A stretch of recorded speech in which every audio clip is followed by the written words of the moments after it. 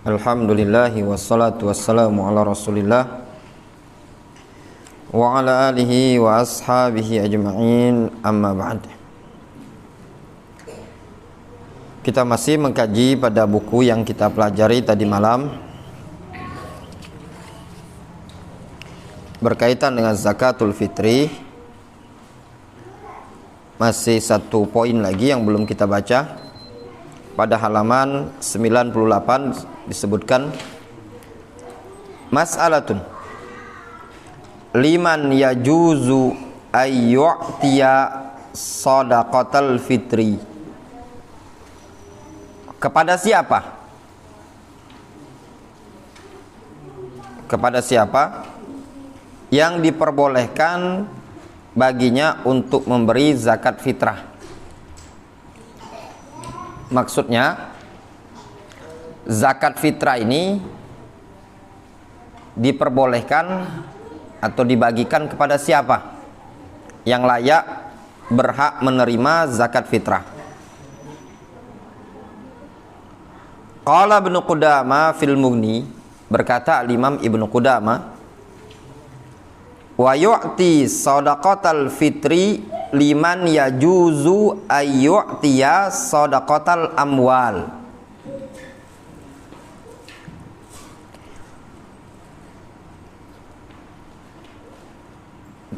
Dia memberikan zakat fitrah tadi kepada orang yang boleh untuk dia memberikan zakat harta.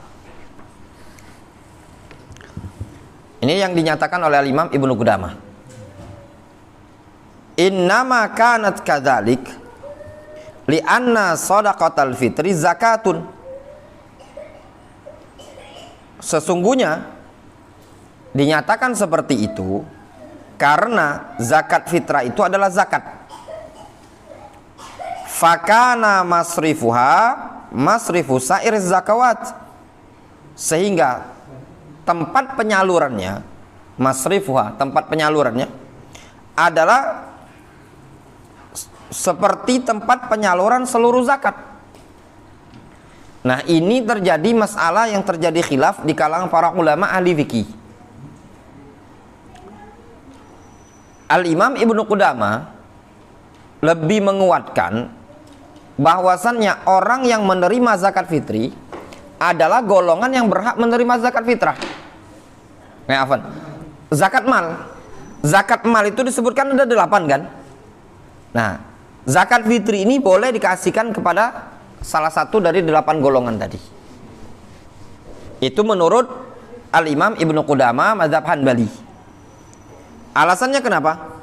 Wali annaha shadaqatun fatadkhulu fi umumi qaulihi ta'ala innamas shadaqatu lil fuqara'i wal masakin. Alasan yang berikutnya, dikarenakan zakat fitri ini adalah sedekah atau zakat yang masuk pada keumuman ayat innamas shadaqatu lil fuqara'i wal masakin. Masuk pada keumuman ayat sesungguhnya zakat itu untuk fakir dan miskin sampai selesai ayat. Wala yajuzu daf'uha ila man la yajuzu daf'u zakatil mali ilaihi. Dan tidak diperbolehkan memberikan zakat fitri tadi kepada orang yang tidak boleh diberikan zakat mal untuknya. Kalau anak pribadi lebih condong ke pendapat yang menyatakan untuk zakat fitri cuma diberikan kepada fakir dan miskin. Itu kalau anak pribadi, ya. Namun kalau seandainya sebagian pengurus yang menampung zakat, panitia zakat, ternyata zakat fitri ingin dikasihkan kepada 8 golongan tadi, salah satunya mungkin orang yang kehabisan bekal tengah jalan, orang yang berjihad di jalan Allah, itu diperbolehkan.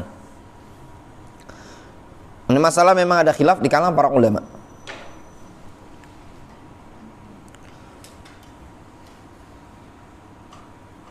Namun di sini disebutkan oleh Imam Ibnu Qudamah, tidak diperbolehkan zakat fitri tadi diberikan orang yang tidak berhak menerima zakat mal. Orang yang tidak berhak menerima zakat mal seperti orang kaya, ada pekerjaan, jangan dikasih zakat fitri.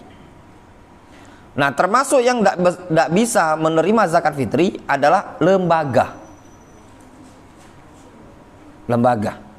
Pondok pesantren, yayasan. Ini lembaga. Tidak bisa dia menerima zakat fitri. Begitu juga zakat mal. Dia cuma bisa nampung, kemudian nyalurkan. Saya tadi siang dapat di salah satu grup WA ada tawaran menyalurkan zakat. Di situ disebutkan keterangannya. Salah satu pondok pesantren disebutkan penyalurannya tadi untuk memfasilitasi bangunan pondok pesantren.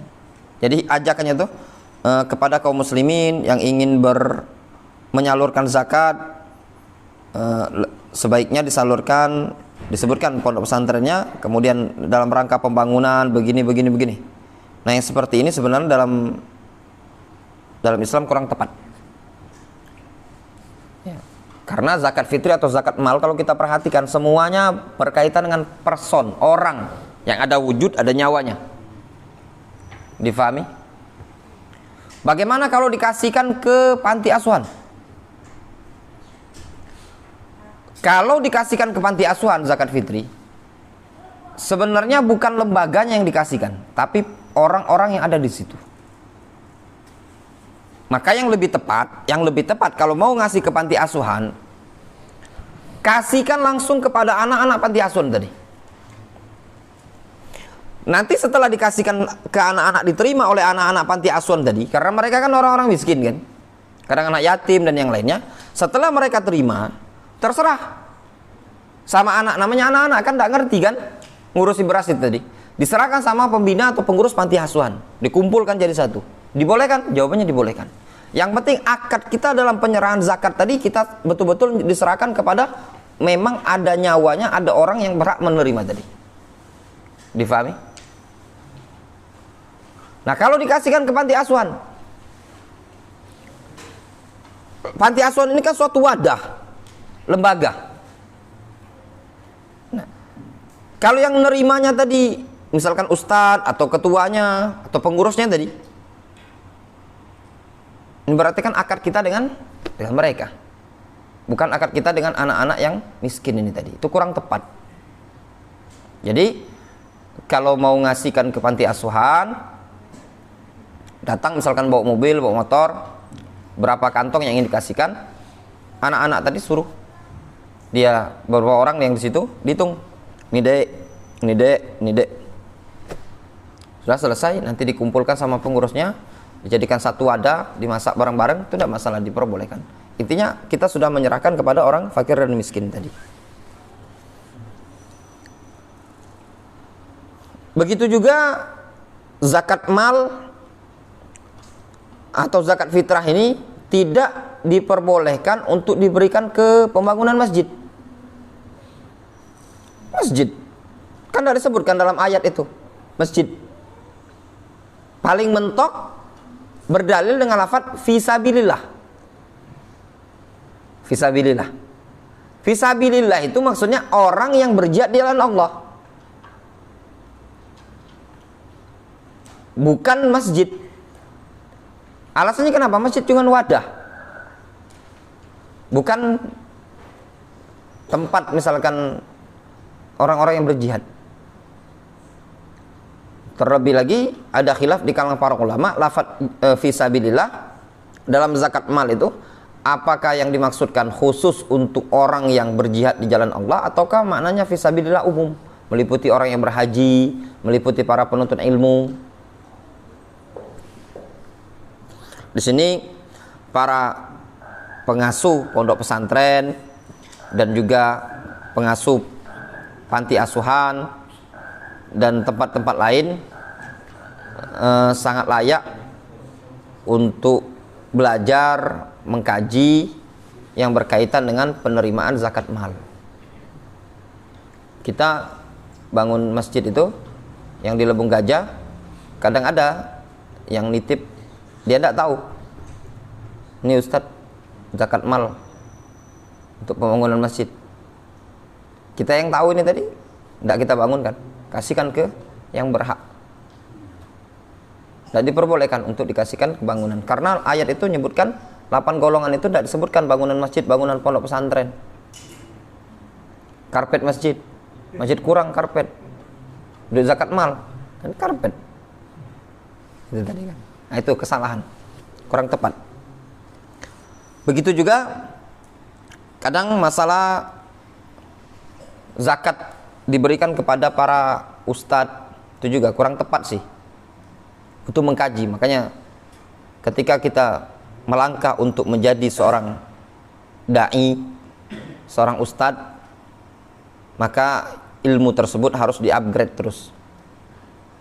Mengkaji terus, mentelaah keterangan para ulama. Sebagian orang masih banyak pondok-pondok pesantren nampungi zakat, dia menganggap santrinya dan ustadznya itu berhak mendapatkan zakat mal. Belum tentu. Kalau dia orangnya mampu, ustadz pimpinan pondok pesantren, mobilnya Pajero, kira-kira masuk golongan mana? Fisabilillah, mujahidun, kajiannya seminggu sekali. Ya tak? Kalaupun talibul ilmi, kata Syekh Ibnu Utsaimin, kalaupun talibul ilmi, kata Syekh Ibnu Utsaimin, orang yang yatafarrag fi talabil ilmi, fokus talibul ilmi, fokus dia dakwah beh. Ngajar, dah dia udah mikirkan dunia lagi daripada subuh sampai malam, dah rezeki nak datang payu, dah sudah, duit yang nyari, jangan dia nyari duit. Ini boleh dikasih. Ya, misalkan sudahlah dia tidak mikirkan lagi berapa pemasukan, berapa, pokoknya dia fokus dari pagi sampai malam, siang malam tadi kerjaannya ngurusi ilmu. Ada beras, tidak ada beras di rumah, pokoknya urusan ilmu. Orang yang seperti ini ayat dikasih dari zakat. Atau para penuntut ilmu yang fokus. Kalau penuntut ilmu kajian, kadang datang ke Darul Hadis, kadang ngurir, ya tak?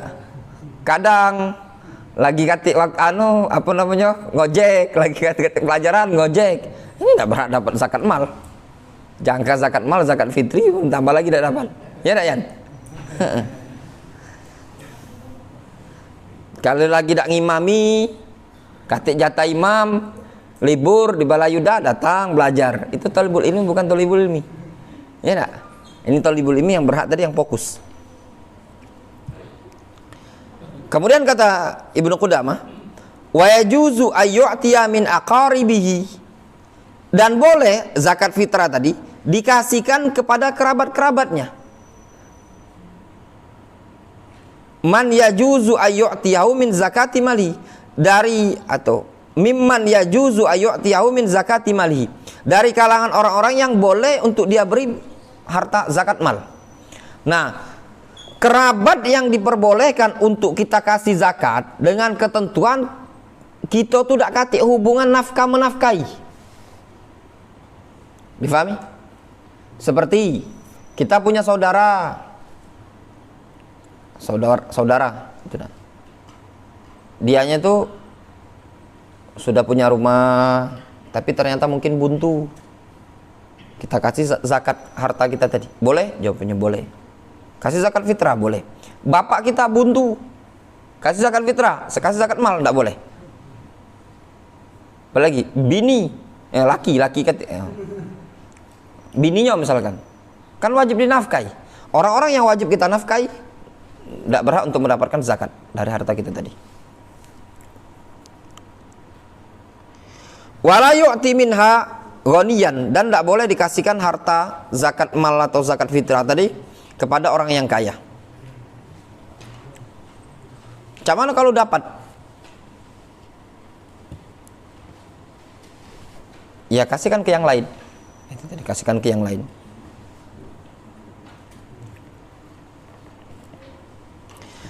Wallahu ta'ala al-musab. Selesai bab pembahasan zakat fitrah.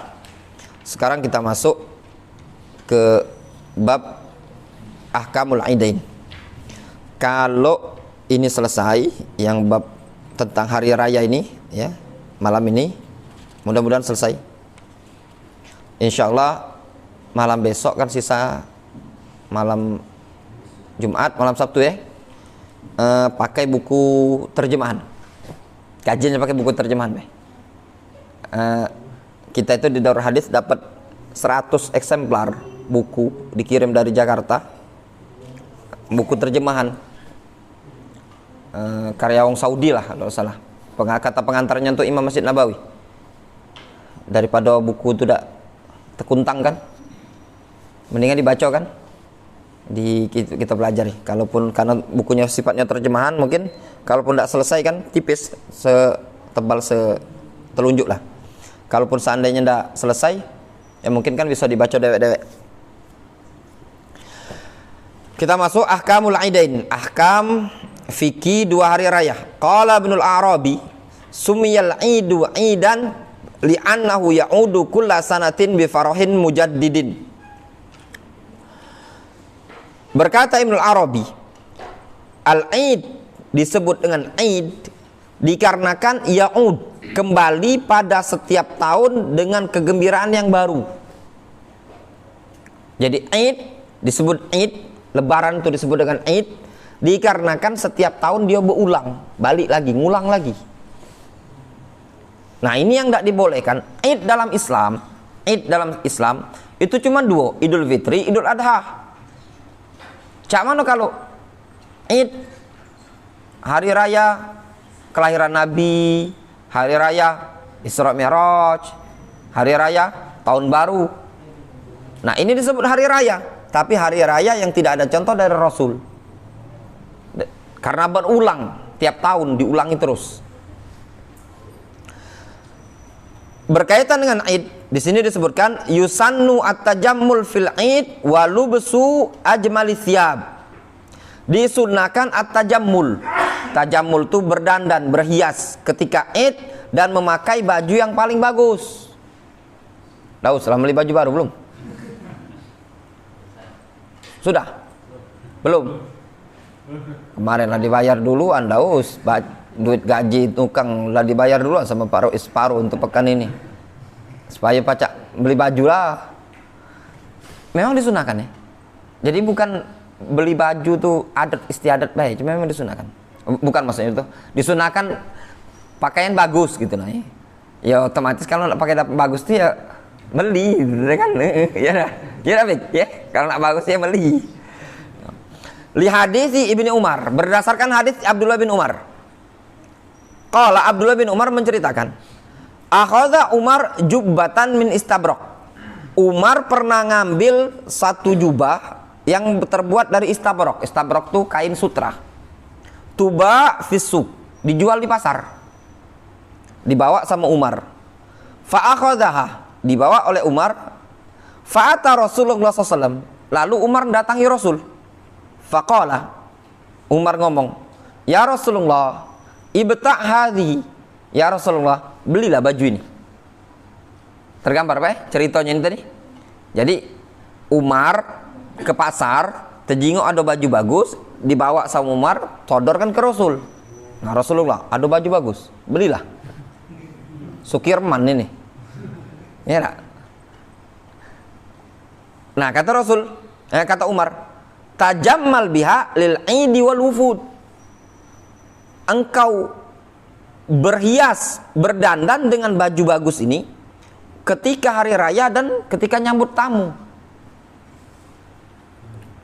Sisi pendalilannya, Umar ngomong, ya Rasulullah, ini ada baju bagus, belilah supaya engkau pakai ketika hari raya. Yang difahami apa? Berarti urufnya mereka, kebiasaan mereka di kalangan sahabat sudah perkara yang ma'ruf di kalangan zaman Rasul. Mereka tuh kalau hari raya pakai pakaian bagus. Nah. Faqala lahu Rasulullah SAW. Lalu Rasul ngomong, inna mahadhihi libasu man la khalaqa lahu. Ini pakaian orang yang tidak punya jatah di negeri akhirat. Nah, Rasul mengkritik tadi bukan dari sisi bagusnya, tapi bahannya tadi dari sutra. Laki-laki kan tidak boleh pakai sutra, difahami? Nah, intinya memakai pakaian bagus ketika lebaran itu ya memang perkara disunnahkan. Qala Ibnul Qayyim, berkata Al-Imam Ibnul Qayyim, Wa kana sallallahu alaihi wasallam yalbasu lil khuruj ilaihima ajmala thiyabihi. Dulu Rasul memakai pakaian tatkala ingin keluar salat Idul Fitri dan Idul Adha, ajmala thiyabi, beliau memakai pakaian yang paling bagus yang beliau miliki. Paling bagus tuh enggak mesti baru sih sebenarnya. Ya ada yang kadang wong tuh baju tuh enggak pula baru, cuman jarang dipakai kan, masih bagus kan, nah, itu boleh juga. Fakana lahu hullatun yalbasuha lil idain wal jum'ah. Dulu Rasul punya hulla, kain yang bagus, biasa beliau pakai ketika Idul Fitri, Idul Adha dan hari Jumat. Termasuk juga disunahkan hari Jumat itu memakai pakaian yang bagus. Jangan pas kondangan, ya Allah, kalau kondangan itu salut anak. Itu baju bagus, sepan bagus, parfum tadi, woi. Tapi kalau sholat Jumat tadi nempel, masih ada semen, adokan semen masih nempel. Iya. Nah, ini tadi tidak pantas lah ya, seorang muslim seperti itu menghadap Allah Subhanahu wa taala. Kalau kondangan luar biasa. Ya enggak, Herman? Yang pengalaman yang biasa-biasa kondangan ini. Oh, sepatu mengkilat. Ya, tapi kalau sholat Jumat dah, mana yang tergantung di rumah tadi? Itulah bedanya tadi. Padahal kalau lebih layak kita menghadap Allah Subhanahu wa taala kan, setrikahan baju tadi. Kalau afdolnya menggunakan pakaian yang putih pada hari Jumat. Parfum juga kadang beda. Kalau kondangan parfumnya ya Allah wanginya. Tapi pas Jumat ngarep parfum yang nempel aja ini nah. Kalau kondangan enggak kalah makainya yang ini. Ya deh, enggak kalah. Tapi kalau masjid nyari. Kok anak yakin nih kalau nak kondangan lata keluar rumah depan pagar lupa berparfum masuk lagi. Ya deh, kalah menjawab. Tapi kalau nak ke masjid masih mikir, caknya masih ada minyak, dia masih tahu Rahman paling depan. Itu tadi. Itulah bedanya gitu tadi. Kata Ibnu Qayyim, wa marratan kana yalbasu burdain akhdarain. Terkadang beliau Rasul memakai burdain, kain yang warnanya hijau. Amman nisa, adapun kaum wanita, talbasu asyab adiyah. Adapun kaum wanita, dia memakai pakaian yang adiyah, yang menjadi kebiasaannya saja. Laisat asyaba tabarrujin, bukan pakaian untuk tabarruj, untuk pamer-pameran menampakkan aurat.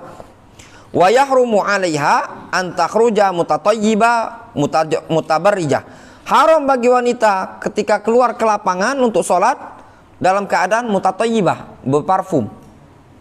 Nah ini juga kan sholat itu tadi.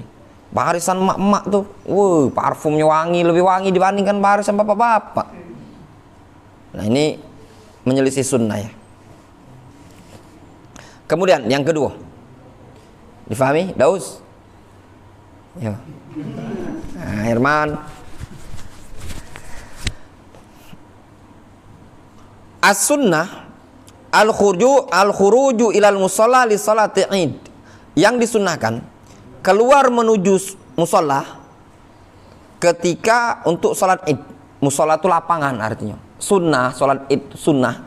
Kalau ada lapangan yang tempat kita salat. Ya. Tapi kalau tidak kati lapangan ya di masjid tidak masalah. An Ummi Atiyah, dari Ummu Atiyah, qalat, dia mengatakan, kunna nu'maru an nakhruja yaumal id hatta nukhrijal bikra min khidriha. Dulu kami diperintahkan untuk keluar pada hari id, sampai-sampai kami mengeluarkan gadis-gadis dari kamar-kamarnya. Hatta nukhrijal huyyad, sehingga kami pun mengeluarkan wanita-wanita yang haid. Fayakunna khalfan nas, mereka pun berada di belakang jamaah umat manusia. Fayukabbirna bitakbirihim, mereka bertakbir ngikuti takbir mereka. Nah, ini dalil, ya, dipakai dalil oleh sebagian orang bahwasannya bolehnya takbir berjamaah. Takbir jamaah. Antum yang punya teks-teks Arab ini, buku Arab ini, fayukabbirna bitakbirihim. Mereka kaum wanita bertakbir dengan takbir lelaki. Jawabannya tidak mengarah ke situ kalau kita perhatikan. Ya. Kenapa tidak mengarah ke situ? Di sini laki-laki itu takbir. Ya, takbir. Mereka para wanita di belakang ngikuti takbir laki-laki. Ya benar.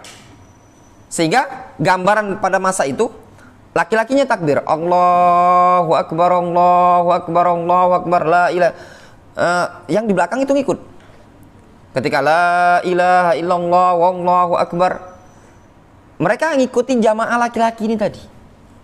Sedangkan yang terjadi praktek di masyarakat bukan seperti itu. Ngikuti imam yang di depan. Itu namanya komando. Difahami? Ana dengar langsung ketika ceramah Legawan Isa ketika dia di Akobati Gosako itu beberapa tahun yang lalu, sempat ana lagi sholat maghrib, ketika dia menyebutkan zikir berjamaah itu ada dalilnya, berdalil dengan hadis ini tadi, fayukabbirna bitakbirihim. Mereka kaum wanita itu bertakbir dengan takbirnya laki-laki. Kita katakan iya, mereka kaum wanita ikut takbiran bersama dengan kaum laki-laki tadi, tapi bukan bersama Rasul alaihi salatu wassalam. Difahami? Dalam artian mereka tuh takbir, laki-laki takbir, mereka ikut takbir di belakang. Difahami? Itu tidak masalah. Secara praktik itu di masyarakat kan, siko dulu kan takbir, Allahu Akbar, Allahu Akbar, kemudian diikuti para jamaah bareng-bareng. Nah, itu namanya dikomando. Tapi kalau takbir barengan, boleh enggak? Boleh baik. Enggak masalah. Tanpa harus dikomando. Yang dikritis itu komandonya itu tadi, nah. Difaham? Tergambar? Adapun kalau dia bertakbir tanpa dikomando dan barengan, enggak masalah. Tergambar Pak Burhan? Contoh Pak Burhan, kita takbir tanpa ada komando. Yang takbir baik kita bareng-barengan. Allahu Akbar, Allahu Akbar, Allahu Akbar. Boleh enggak? Iya boleh. Tanpa disengaja nak dikomando dibarengkan. Nah, jadi tidak ngarah ke yang dipraktek oleh masyarakat tadi. Yang sedangkan yang dipraktekkan itu takbir dulu dia kan. Sudah selesai? Barengan. Berhenti. Takbir lagi. Barengan. Nah, ini namanya dikomando. Tapi kalau seandainya dia bareng-barengan, galo, tanpa dia harus dikomando, kalau kebetulan pas-pas, kalau tidak, enggak masalah. Misalkan ada yang baru Allahu Akbar, Allahu Akbar, di bucus itu la ilaha illallah, wallahu akbar. Boleh enggak? Ya boleh, enggak masalah. Nah, itu tadi. Wa yad'una bidu'aihim, mereka berdoa dengan doanya kaum lelaki, yarjuna barakata dzalikal yaum wa tuhratahu, mereka mengharap ya, keberkahan hari tersebut dan kesucian atau kebersihan hari tersebut. An Ibnu Abbas radhiyallahu anhuma, dari Abdullah bin Abbas, qila lahu, dikatakan kepada Abdullah bin Abbas, ada yang bertanya, asyhadtal id ma'an Nabi sallallahu alaihi wasallam? Wahai Ibnu Abbas, apakah engkau pernah menyaksikan salat Id bersama Nabi? Qala na'am, kata Abdullah bin Abbas, iya. Walaula makani minas sigar ma syahidtuhu. Ya. Kalau bukan karena kedudukanku masih anak kecil pada saat itu, ma syahidtuhu, aku tidak menyaksikannya. Hatta ata al-alam alladhi inda Katsir ibni Salat, sehingga Rasul pun ketika itu datang ke tanda, ya, yang ada pada tempat Katsir bin Salat. Jadi sudah disiapkan ada tandanya. Fasallah, Rasul salat di situ. Summa khotbah, kemudian beliau khutbah. Summa atan nisa wa ma'hu Bilal. Kemudian beliau mendatangi kaum wanita dan bersama itu ada Bilal. Bilal. Bilal bukan Bilal yang anu itu. Bilal itu nama wong. Sudah khutbah. Dulu tuh dak kate mikrofonnya dak kate. Ya. Sudah khutbah nyampaikan ke laki-laki, beliau datangi lagi kaum wanita. Fawa'adhahunna, Rasul ngasih nasihat kepada kaum wanita. Wa dzakkarahunna wa amarahunna bis shadaqah. Rasul ingatkan mereka, Rasul perintahkan mereka untuk sedekah. Ini dijadikan dalil oleh mazhab Syafi'iyah, khutbah itu 2 kali. Sebagian ulama ada yang ngomong 2 kali, ada yang ngomong sekali. Kalau anak pribadi anak tanya dulu, sekali 2 kali, sekali laju sekali, 2 kali laju, tanya dulu. Jadi kalau ada yang jadwal khutib itu ditanya dulu, sekali apa 2 kali.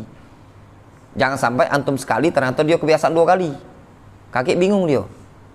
Nah, kalau terbiasa 2 kali ya 2 kali, tidak masalah. Seperti Jumat itulah. Ini masalah yang tarik ulur panjang. Ya. Sebagian ada yang menukilkan ijma, katanya memang 2 kali. Tapi dalil yang menyebutkan 2 kali itu tidak jelas. Sebenarnya pengkiasan dengan Jumat dan beda sebenarnya. Kalau Jumat kan khutbah dulu baru sholat. Kalau ini kan sholat dulu baru khutbah. Kemudian Rasul memerintahkan untuk sedekah. Rasul ngomong, ya ma'syaron nisa, tasaddaqna wahai kaum wanita, banyak-banyak sedekah. Sesungguhnya kalian, aku lihat banyak sebagai penduduk neraka. Kata si Ibnu Abbas, fara'aituhunna, aku melihat mereka kaum wanita yahwina bi aidihim, menjulurkan tangan-tangan mereka, yakzifnahu fi saubi Bilal, melemparkan perhiasan-perhiasan mereka ke bajunya Bilal. Summan talaqa, kemudian Rasul pergi, huwa wa Bilal ila baiti, Rasul dan Bilal ke rumah tadi. Ini juga dalil yang dipakai oleh para ulama, bolehnya menganjurkan orang untuk sedekah. Anjuran untuk sedekah. Ya. Namun di sini bukan ada paksaan. Jadi Rasul menganjurkan untuk sedekah. Nganjurkan sedekah apa? Ketika mereka ingin sedekah, mereka nyerahkanlah ke Bilal. Ya, ditampunglah sama Bilal. Kalau bahasanya kita sekarang ini, taruh baik kotak itu di situ. Ya enggak? Enggak mesti nak dikelilingi kardus, ember, masuk ke soft, berkeliling. Ini keliru pula, itu maksud pula kadang. Oh, kalau ada Jumat tuh orang tertidur lagi yang tidur di kotak-kotak kan itu kan. Anda juga kaget di salah satu masjid di kota Palembang pernah sholat zuhur lagi dikelilingannya. Nah, antara azan dan qomat itu diputarkan sama waktu itu. Nah, sholat zuhur lagi itu. Benar kan tuh sholat Jumat itu dikelilingin. Nah, itu kurang tepat nih. Intinya menerima sedekah itu diperbolehkan. Ini Rasul cuma nganjurkan dan bukan untuk dia pribadi, ya. Ini disebut dengan al-hathu 'ala shadaqah. Kemudian tanbih, waktu sholatil Id. Waktu sholat Id. Waktu sholat Id itu min irtifa'i syams qida rumhin ila zawal. Dari waktu mengangkat meningginya matahari seukuran ujung tombak, ya, sampai zawal. Zawal itu zuhur. Wal afdal antusalla al adha. Yang afdal salat Id itu dikerjakan pada waktu duha. Fi awalil waktu, di awal waktu. Liyatamakkanan nas min dzabhi adhahihim, supaya umat manusia sempat punya waktu untuk menyembelih hewan korban mereka. Jadi kalau salat Idul Adha waktunya di awal. Wa antu akhir salatul fitri. Untuk salat Idul Fitri ditunda dikit, dimundurkan. Liyatamakkanan nas min ikhrajis shadaqatihim, supaya orang masih punya kelapangan untuk mengeluarkan zakat fitrah. Ya. Kemudian yang ketiga, mukhalafatut thariq inda dzahab lil mushallah. Disunnahkan berbeda jalan ketika pergi ke mushola tadi, ke lapangan tadi. Yushra' liman kharaja li sholatil id ay yakhruja min tariqin wa yarji' min akhar iqtidaan bi Rasulillah sallallahu alaihi wasallam. Disunnahkan bagi orang yang keluar untuk melaksanakan sholat id, dia keluar dari jalan lain, balik dari jalan lain dalam rangka mencontoh Rasul. Nah, disebutkan di hadis Jabir, dari hadis Jabir, qala kana an-nabiyyu sallallahu alaihi wasallam idza kana yauma idin khalafat tariq. Kata Jabir, dulu Rasul apabila hari lebaran beliau membedakan jalannya. Jalan pergi sama jalan balik beda. Nah, kata para ulama, hikmahnya tadi dibedakan itu supaya syiar Islam. Jadi yang beliau lewat di jalan A, misalkan pas balik kan ada di jalan B, nampak syiar Islam ini tadi, berupa takbir di jalan, berupa menyebarkan salam dan yang lainnya. Kemudian yusannut takbir fil aidain wa raf'us sauti bit takbir. Disunnahkan takbir pada 2 hari raya dan mengangkat suara dengan takbir.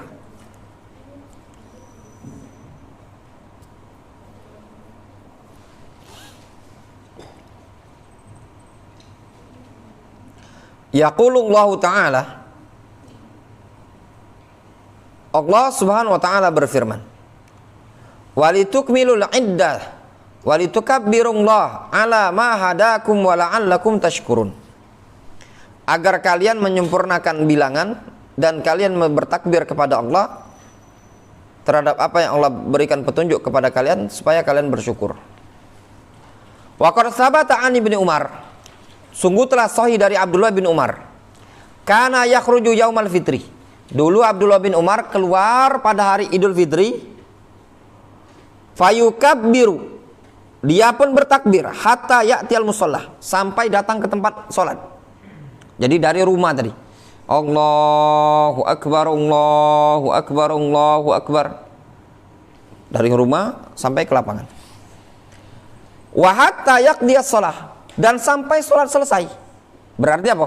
Takbirnya pada Idul Fitri dari rumah sampai sholat ditegakkan. Faida qadas sholah, kalau sholat selesai, qata'at takbir, maka memutus takbir. Maksudnya berhenti takbir, sholat kan. Wa yukabbiru li'idil fitri min lailatil id. Bertakbir pada Idul Fitri itu dimulai dari malam lebaran, min lailatil id. Wa yantahi takbir bi sholati yaumil id, dan berakhir takbir dengan sholat hari id. Difahami? Tergambar? Malam lebaran, takbiran, selesai sholat id, selesai. Ana di mana oleh Idul Fitri itu? Oh iya, Ramakasih. Jadi setelah Idul Fitri itu sholat maghrib kalau salah. Iya, maghrib. Imamnya itu nak takbir. Dikiranya kan, dikira disegak sama jamaah belakang. Idul Fitri bukan lebaran haji ini. Itu tadi kan. Dia nak takbir, bukan takbir setelah sholat itu tadi. Kan Idul Fitri itu mulainya setelah terbenam malam-malam itu kan, makanya yang takbiran di kita ya memangnya sampai kapan? Sampai selesai sholat id deh. Kalau selesai dah lagi takbir. Itu Idul Fitri. Yang sampai 3 hari itu Idul Adha. Ya. Itu kaget kena segak antum di masjid itu tadi. Kan ingat yang di Ramakasih.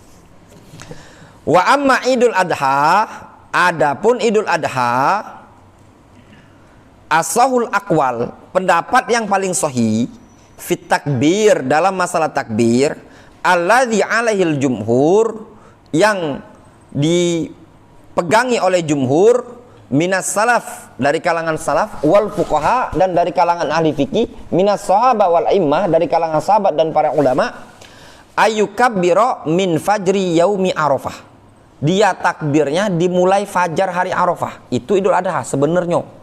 Cuman masyarakat kita nih caknya jarang tak amalkan yang ini. Antum amalkan dewek-dewek di rumah. Sebenarnya dari subuh-subuh hari Arafah. Anggaplah besok lebaran, Pak. Besok lebaran. Atau besok hari Arafah.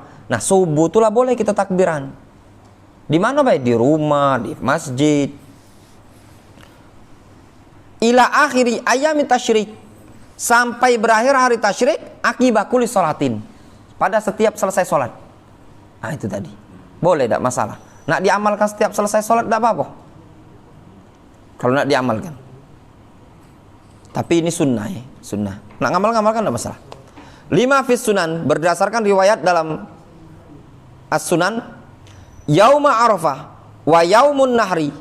Wa ayyamu mina. Iduna ahlul Islam. Kata Rasul, hari Arafah, hari Nahar itu tanggal 10. Wa ayyamu mina, hari-hari Mina. Hari Mina itu 11, 12, 13. Iduna ahlul Islam adalah id kita ahlul Islam. Wa hiya ayyamu aklin wa syurbin wa dzikrin lillah.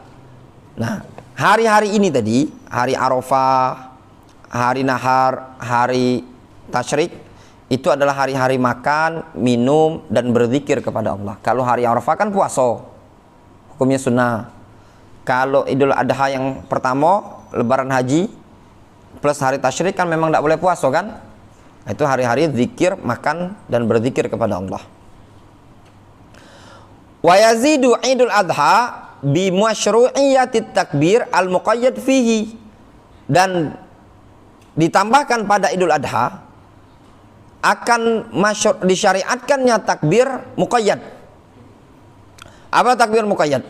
Wa huwa takbir alladzi syuri'a akiba kulli salatin fardhah, akiba kulli salati fardhatin fi jama'atin, yaitu takbir yang disyariatkan pada setiap selesai sholat jamaah.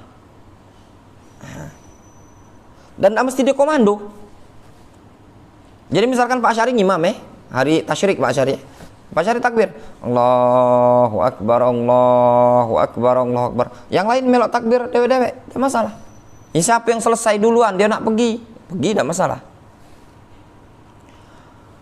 Wasighatu takbir, sighah itu lafaz takbir. Nah, ada beberapa lafaz, di antaranya Allahu Akbar, Allahu Akbar, la ilaha illallah, Allahu Akbar, Allahu Akbar walillahil hamd. Ya. Atau yukabbir salasan, atau 3 kali takbirnya. Ya, ada pertanyaan pula. Kadang tahun kemarin anak dapat pertanyaan, Ustaz 2 kali apa 3 kali Ustaz? 2 boleh, 3 boleh. Itu baik. Kadang kan ada yang Allahu Akbar, Allahu Akbar, la ilaha illallah, Allahu Akbar walillahil hamd. Ada yang Allahu Akbar, Allahu Akbar, Allahu Akbar 3 kali takbirnya tadi. Juga boleh. Wa kullu dzalika jaizun. Masing-masing itu boleh baik. Wayan bagi ayyarfa al-insanu sautahu bihadza dzikri. Dan sepantasnya seseorang mengangkat atau meninggikan suaranya dengan zikir ini tadi. Fil aswaq, di pasar, wal masajid, di masjid, wal buyut, di rumah. Nah, di rumah itu di pasar, tidak apa-apa sambil berjualan, takbiran, di rumah, di masjid sambil jalan, itu takbiran tidak apa-apa. Wala tarfa'un nisa aswatahunna bidzalik. Namun kaum wanita tidak perlu ngangkat suara. Itu juga untuk yang umroh, kaum wanita tidak disunahkan untuk bertalbiyah dengan keras. Cukup dia talbiyah, cukup dia dewek. Misalkan labbaik Allahumma labbaik. Jangan diangkat-angkat keras-kerasnya. Ya. Tidak disunahkan. Untuk diangkat keras suaranya ditinggikan bagi kaum wanita. Kemudian masih satu halaman, satu lembar. Yusannu ayyakula tamaratin qabla al-khuruj ila shalah li Idul Fitri. Disunnahkan makan kurma dulu sebelum berangkat sholat Idul Fitri. Sunnahnya makan kurma be dulu. Kalau ada kurma, memang sunnahnya kurma. Nah, kage ngabis pempek tadi, nunggu pas biasa pas balik itu kan kalau disuruh wong singgah kan. Nah, baru pas balik itu tadi kan. Wal adha dan Idul Adha la yakul, jangan makan hatta yarji'a minal musalla, sampai dia balik dari tempat sholat, yakul min udhiyatihi, dia makan dari hewan kurbannya tadi. Kayak kita bahas ya. Amun nunggu makan dari hewan kurban tadi lama jam 11 baru anu. Dalilnya li hadis, berdasarkan dalil Anas ibnu Malik, hadis Anas bin Malik. Qala, Anas mengatakan, kana Rasulullah SAW yagdu yaumal fitri hatta yakula tamarat. Dulu Rasul tidaklah berangkat, layakdu, tidaklah berangkat pada hari Idul Fitri sampai beliau makan kurma dulu. Jadi Rasul pas beliau masih hidup, beliau kalau Idul Fitri tidak berangkat melainkan makan kurma dulu. Nah, simpel stok kurma sekilo jadilah. Wa qala Murajja Ibnu Raja haddatsani Ubaidullah qala haddatsani Anas anin Nabi sallallahu alaihi wasallam ya'kuluhunna witron. Rasul makan dengan ganjil. 3 laju, 5 laju, 7 laju. Yang ganjil itu sebenarnya pas Idul Fitri itu Pak makannya, bukan buka puasa. Kalau buka puasa tuh nak 2, nak 3, nak 4, nak terserah. Sekenyangan juga tidak masalah. Kalau Idul Fitri disunahkan ganjil, ya. Jadi kalau jangan antum gua ngambil 4, ganjil.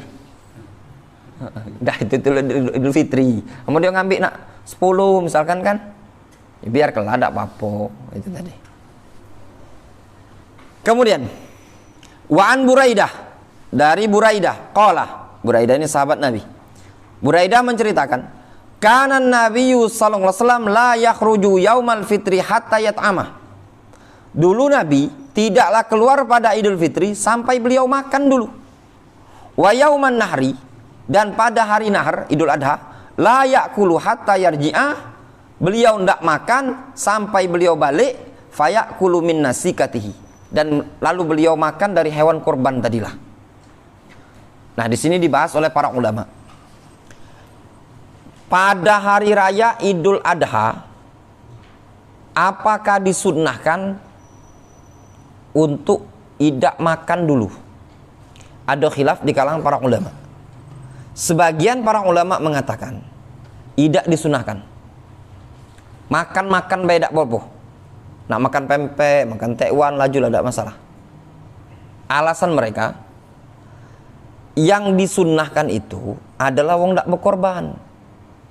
Kalau wong nak berkorban, maka yang afdol bagi dia jangan makan dulu, tapi jadikan yang pertama kali dia makan daging kurbannya dia. Itu tadi alasannya. Nah, kalau yang pertama tadi ngomong, dibantah lagi sebagian para ulama, ada yang memberikan penjelasan bantahan. Enggak, sebenarnya disunahkan. Baik dia berkorban atau tidak berkorban, tetap disunahkan untuk tidak makan pada Idul Adha sampai dia balik. Apa harus dia makan daging korban? Tidak mesti. Itu memang zaman dulu keumumannya mereka makan daging korban karena mereka berkorban rata-rata. Jadi daging korban tadi adalah hewan yang pertama kali mereka makan.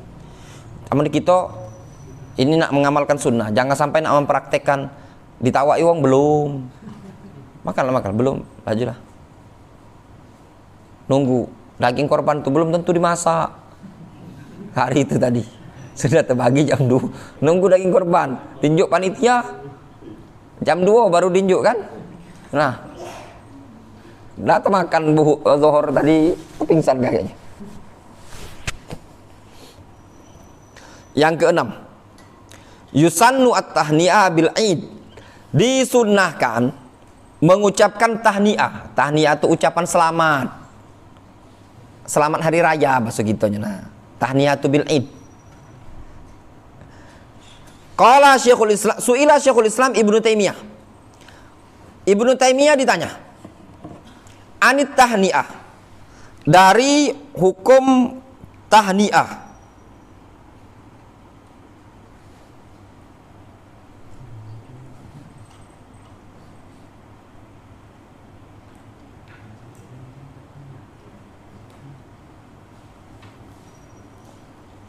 tentang hukum at-tahniah, ucapan selamat. At-tahniah yaumal id. Tahniah yaumal id. Pada hari lebaran, ucapan selamat biqauli ba'dihim li ba'din, dengan ucapan sebagian mereka kepada sebagian yang lain, idza laqiyahu ba'da salatil id, tatkala berjumpa setelah salat id, ucapannya taqabbalallahu minna wa minkum. Kalau ada yang ngomong taqabbalallahu minna wa minkum, antum balas taqabbalallahu minna wa minkum, enggak masalah. Diperbolehkan. Atau ada yang mengucapkan apa? Selamat hari raya. Antum balas juga. Selamat hari raya. Juga sama, tidak masalah. Jadi cak ini kaidahnya. Ini kaki rame puluh biasanya sebelum lebaran nih. Ucapan selamat ini tahniah ini adat, dakati dalilnya. Jadi kembali kepada adat. Ada dua macam. Adapun ucapan taqabbalallahu minna wa minkum yang sunnah, yang dilakukan sahabat, tidak diucapkan melainkan setelah sholat id. Tidak diucapkan melainkan setelah sholat id, bukan malam id. Adapun ucapan selamat Idul Mubarak, apalagi misalkan apa yud? Biasa yud. Hah? Minal aidin wal faizin, mohon maaf lahir dan batin. Pada malam Id itu tidak masalah. Biasanya apa? Banggalah banyak masuk di HP itu, ya Allah dah. Yang kata bibir susah berucap. Tulis tangan susah kaku segala macam. Kan malam lebaran tuh banyak nian kadang. Ya, ketika tangan tembus tak mampu menjawab.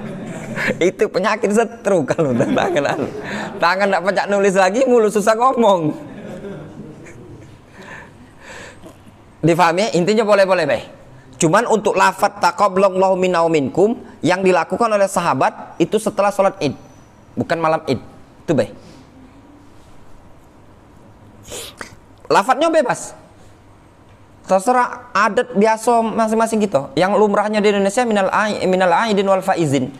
Mohon maaf lahir dan batin. Kemudian yang terakhir, al-idnu bisama'id duf minal juwairiyat. Diizinkan, dibolehkan untuk mendengar duf dari kalangan juwairiyat. Juwairiyah itu gadis-gadis kecil. Tadi ada budak kecil yang cewek, anak siapa tadi? Anak antum ya? Nah, sumur-umuran cak itu. Bukan anak gadis wong. Itu enggak boleh. Ya, duf. Antum belikan, siap ke baik. Nah, suruh main di rumah. Oh, dia. Enggak masalah, diperbolehkan. Belikan baik. Duf itu yang sebelah ya. Kalau yang kiri kanan itu namanya tobel, itu haram. Kalau yang kiri kanan yang itu haram. Dia yang sebelah. Yang sebelahnya tuh gendangnya sebelah baik, sebelahnya kosong. Itu namanya duf. Dulu guru kami Syekh Abdurrahman nyebut duf itu, kata beliau, yang sebelahnya ada gendangan, sebelahnya kosong. Tapi kalau kiri kanannya berisi, gendangnya pacak di kanan, pacak di kiri, itu namanya tobel. Nah, ini yang haram yang disebutkan dalam hadis. Difahami? Nah, kalau udah tetakkan baik galon tuh nah. Galon pecah tuh sudah Dalilnya, sekarang dalilnya. An Aisyah radhiyallahu anhu, dari Aisyah. Qalat, dia bercerita. Dakhala Abu Bakar. Abu Bakar masuk rumahnya Aisyah. Kan wajar, Abu Bakar kan bapaknya Aisyah kan. Wa indi jariyatan min jawari al-ansor. Di sisiku, kata Aisyah, ada dua gadis kecil dari kalangan Ansor. Tughniyan, melantunkan nyanyian. Bima taqawalatil ansor yauma bu'ats, dengan lantun-lantunan yang biasa dilantunkan oleh kaum Ansor pada yaumul bu'ats. Yaumul bu'ats itu hari yang dulu di jahiliyah, hari raya jahiliyah. Qalat, kata Aisyah, walaisata bimughanniyatain, dua orang ini bukan penyanyi, gadis kecil ini tadi. Ya masih kecil, bukan penyanyi. Faqala Abu Bakar. Lihat Abu Bakar ngomong, amazamiru syaiton fi baiti Rasulillah SAW. Apakah seruling syaiton akan dilantunkan di rumahnya Rasul? Lihat, Abu Bakar tuh mengingkari. Menunjukkan apa? Nyanyian itu tidak boleh. Kata Aisyah, wadzalika fi yaumi Id. Itu hari lebaran. Faqala Rasulullah SAW, ya Abu Bakar, wahai Abu Bakar, inna likulli qaumin idan. Setiap kaum itu punya hari raya. Wa hadza iduna. Ini hari raya kita. Maksudnya apa? Biar ke layar Abu Bakar, ini itu hari raya gitu loh. Ja'a fi sahihain. Nah, jelas ya di sini. Nah, nyanyi-nyanyinya tuh ya kalung Arab tapi tidak katik musik. Itu dibolehkan. Dibolehkan nyanyi seperti ini, dilantun-lantunkan nyanyi seperti ini. Tapi bukan laki-laki. Kalau laki-laki mereka para ulama mengatakan haram. Tidak boleh. Minimal makruh lah. Intinya tidak diperbolehkan laki-laki. Anak kecil, gadis-gadis yang masih belum balik. Dibelikan baik. Suruh begendang dia tadi. Lafat-lafatnya boleh dia nyanyi-nyanyi. Asal lafatnya tadi bukan lafat-lafat yang mau syahwat atau bau syirik atau bid'ah. Ya kan? Apa misalkan Garuda Pancasila? Itu boleh. Yang pertama hari lebaran. Ya, dulu tahun kemarin pernah kita bahas di sini. Nyanyian itu tadi, yang nyanyi lantun-lantunan budak kecil ini tadi. Yang pertama lebaran. Yang kedua acara nikahan. Yang ketiga ketika datang ada wong baru balik dari perjalanan safar. Perjalanan jauh. Dulu kan pernah kita bahas ya di sini. Contoh. Dulu Rasul pas balik Fatu Mekah kalau tidak salah. Ya, itu kalau masih ingat hadisnya, Rasul pas balik dari Fatu Mekah disambut sama kaum apa Fatu Mekah atau kejadian kapan lah itu ya. Intinya beliau disambut dengan duf di atas kepala Rasul. Orang itu bernazar untuk memukul duf kalau Rasul balik dalam keadaan selamat. Tidak dimarahi sama Rasul. Sisi kebolehannya izharul farah atas kemenangan kaum muslimin. Sebagian para ulama menyatakan diperbolehkan kalau orang balik dari misalkan dari haji haji disambut dengan rebana tadi, tapi budak-budak kecil, bukan yang ibu-ibu pengajian itu menyelisih juga. Budak-budak kecil. Misalkan ada yang umroh, ada Pak Syari umroh misalkan kumpulkan budak kecil. Nah, pas datang itu tadi kan disambut, digendangi Pak. Itu dibolehkan Pak.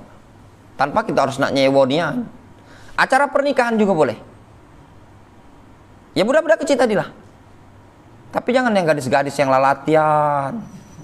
Umur 17, 18, anak-anak kuliahan, mahasiswi. Itu fitnah. Tidak diperbolehkan. Karena ini Aisyah menyebutkan anak-anak kecil. Kalau di sebagian pernah anak hadir di acara pernikahan ya di salah satu pondok pesantren, yang diputar itu yang nasyid-nasyid yang pernah sampaikan ke antum itu. Di antara contohnya yang lafaz seperti ini.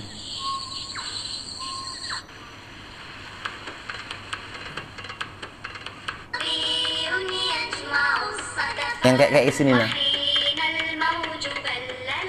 Itu kan anak-anak soalnya.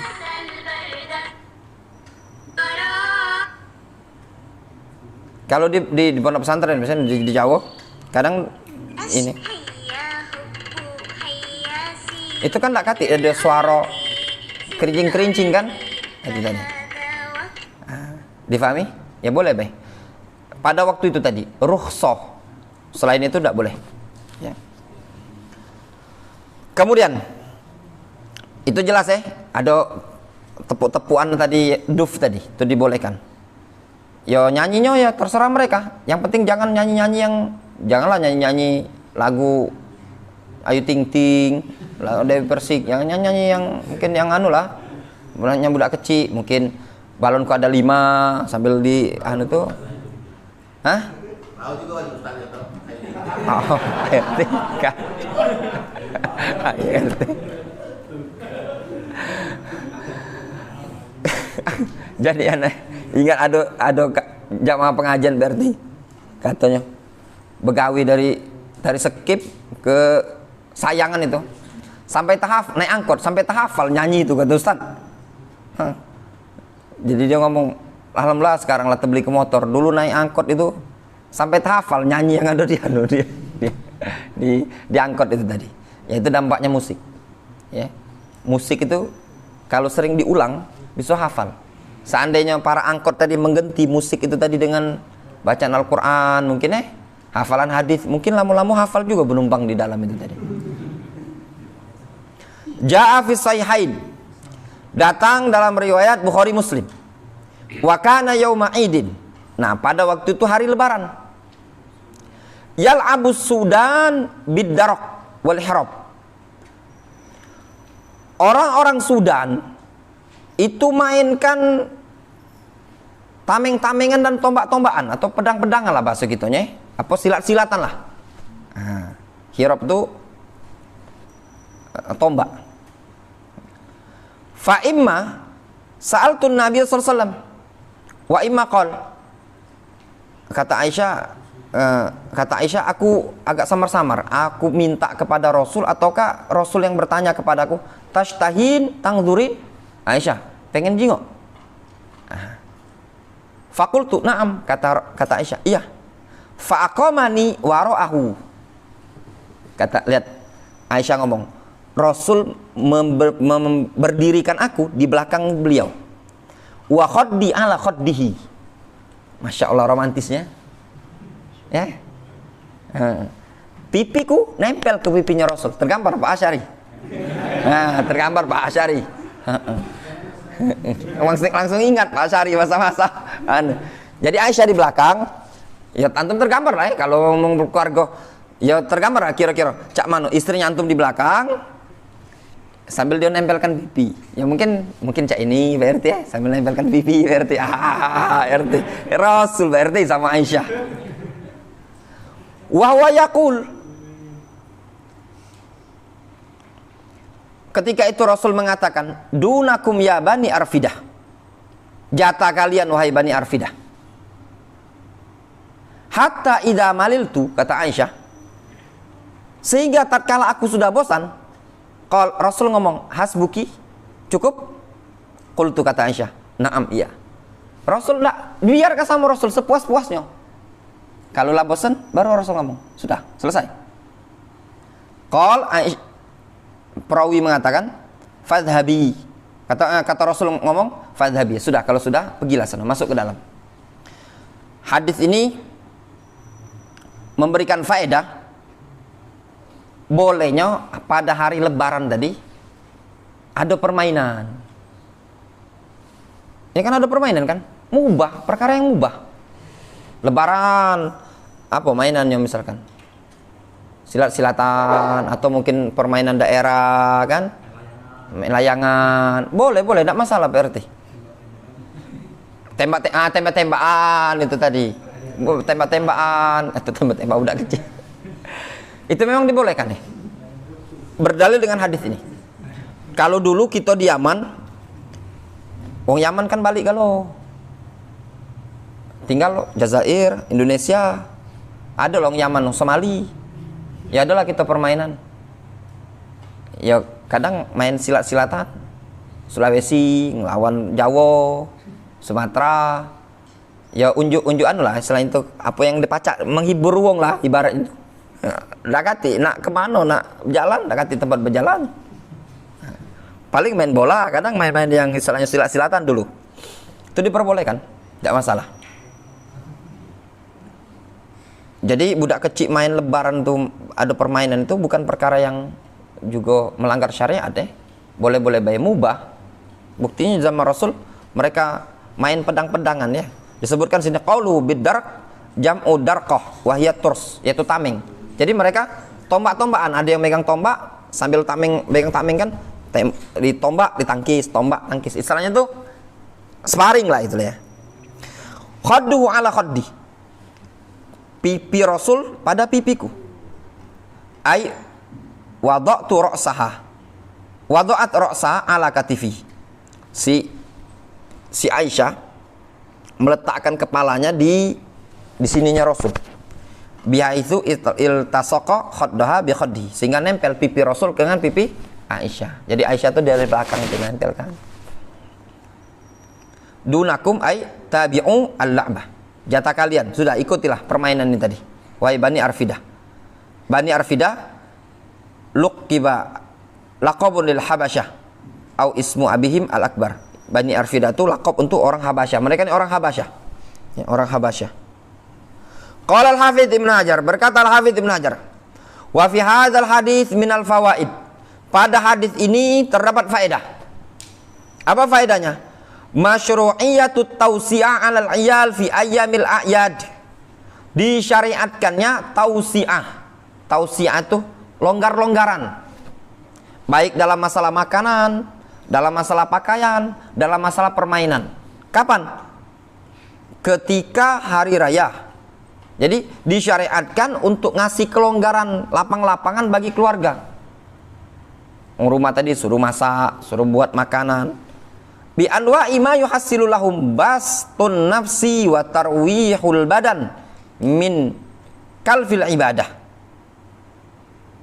Dengan berbagai macam jenis yang bisa menghasilkan kelapangan jiwa dan kenyamanan badan dari kelelahan ibadah. Kan ibadah sebulan capek, malam, ya kan? Makanya kalau lebaran tuh senang ya kan? Agak longgar. Tapi ingat, walaupun longgar cak ini tadi, tetap kita waktu sholat, ibadah. Wa anal i'rad an dzalika aula. Namun kata Al-Hafidz, kalau berpaling dari itu tadi, dari perkara-perkara yang mubah itu lebih utama. Ya. Wa fihi anna izharus surur fil ayat min syi'arid din. Dan pada hadis ini terdapat faedah bahwasanya menampakkan kebahagiaan pada hari raya termasuk syiar agama. Menampakkan kebahagiaan kita pada hari raya itu syiar. Jangan murung. Ngapa murung? Ketik duit nak mudik. Itu tadi. Sedih itu tadi. Jadi hari raya itu memang disyariatkan untuk menampakkan surur, izharul farah. Ya. Tidak masalah, dibolehkan. Tapi ingat, selagi perkara-perkara yang mubah ini tadi bukan perkara yang mengganggu orang lain, seperti lebaran kadang percon, ya enggak, nganggu orang lagi berkunjung, tahu-tahu samping rumah meledak percon, itu tadi, itu enggak boleh. Atau menzalimin orang lain tidak diperbolehkan. Kalau diaman sama Yaman tuh ringan percon kalau lagi lebaran. Menang bola lagi rame, mereka kalau cak kemarin ada kejadian di Yaman itu, menang Yaman melawan Saudi bola. Kebahagiaan mereka masalah bola inilah fitnah negara Arab itulah goyang. Waktu kemenangan rakyat selatan ngelawan Syiah biasa baik. Pas kemenangan utara, menangnya Yaman main sama Saudi, itu mereka meluncurkan AK-47 itu di atas pecah kembang api, dorot ditembak-tembak kan sikok peluru itu mahal, mendingan dipakai untuk ngelawan Syiah kan, itu tadi. Mereka juga punya kebiasaan kalau lebaran kadang menampakkan petasan kembang api, acara pernikahan juga sama itu tadi. Kadang sampai terdengar kalau masyarakat kampung dulu, kalau ada acara nikahan sampai terdengar di markis kita dulu, kadang dimarah sama syekh yang mengganggu. Intinya tidak masalah, diperbolehkan kita menampakkan bahagia, tapi asal jangan ganggu kaum muslimin yang lain, jangan ganggu ibadah. Wallahu ta'ala alam shawab. Selesai buku ini dan juga masalah zakat fitri, zakat mal. Adapun kajian malam besok, malam Jumat